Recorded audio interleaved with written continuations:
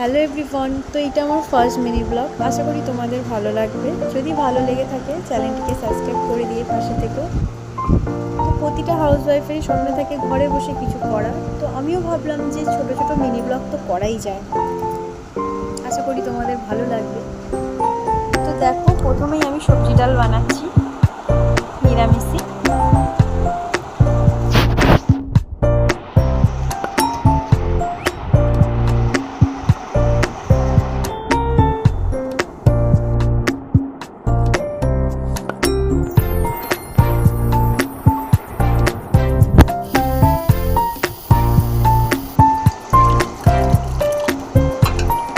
প্রায় আমার ডাল কমপ্লিট। তারপরে গ্যাস পরিষ্কার করে রান্নাঘরে যা যা যাবতীয় কাজ থাকে সব পরিষ্কার করে অলরেডি ঘরে চলে গেছিলাম, কারণ ঘরেও ছোটোখাটো কিছু কাজ ছিল। তারপরে আমাকে বেরোতে হতো বিয়েবাড়ির জন্য।